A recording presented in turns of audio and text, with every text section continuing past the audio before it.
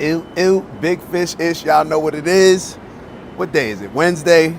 Oh yeah, we got the wind down tonight. But I just spoke with God and he gave me some information that is going to help any of us and all of us elevate and achieve more of our goals.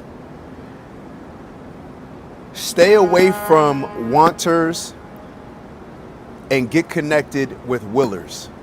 Stay away from wanters and get connected with willers. What do I mean by that? All right, so y'all know, reading Patrick Bet-David's book, Choose Your Enemies Wisely. I got it yesterday. I'm already like halfway through. I'll probably finish it by tomorrow, but it's that good. And it's that good of a read. Like some books are heavy, whatever. I'm going on a tangent. Stay away from wanters and get connected with willers. What do I mean by that?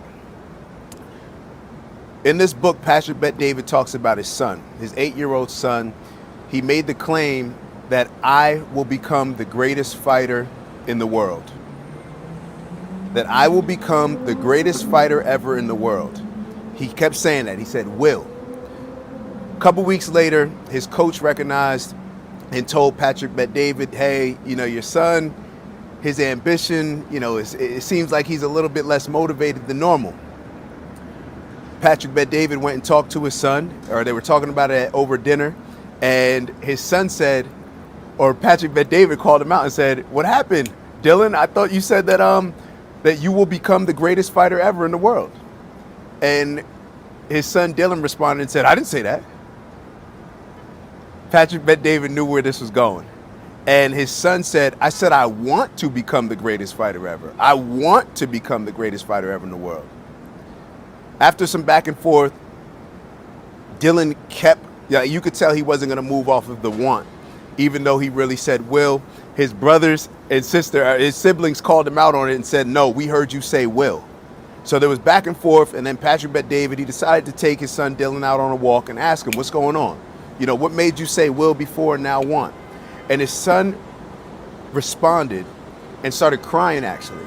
He said, because if I say that I will, then I have to do certain things and I have to accomplish that claim that I made of becoming the greatest fighter ever in the world. If I say I want, then I don't have to do those things. I can just want it to happen. This 8-year-old kid understood something that a lot of us don't understand. For one, the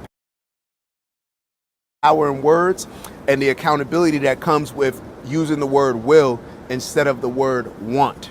This is what I am and we are is all about.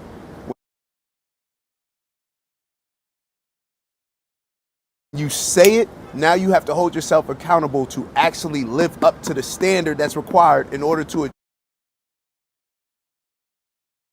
achieve what your claim was. So, how can we use this to our advantage?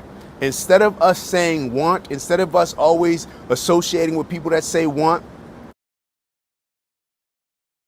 and if you are around people that always use the word want, or if it's you that's saying check yourself, and we have to check others. So check ourselves, and we also have to check others. What do you mean want? Change it to will. Surround ourselves with people that have the courage and ambition to state the claim that I will accomplish these things.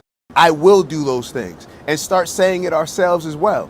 Because when we start saying will, then for one, it's going to hold ourselves to a higher standard. But when we start saying it to other people, maybe they'll give you some advice like saying, hey, will, where they'll start holding you accountable to say like, hey, your actions aren't living up to the fact that you're saying you will accomplish this. When we say want, then we give ourselves an out and we give other people an out of checking us and being able to use that as an accountability system as well. So stay away from wanters, get connected with willers. Take want out of our vocabulary. There's no reason to even have want in our vocabulary. I will, I am, we will, we are. All right? I'll see y'all soon. Ew.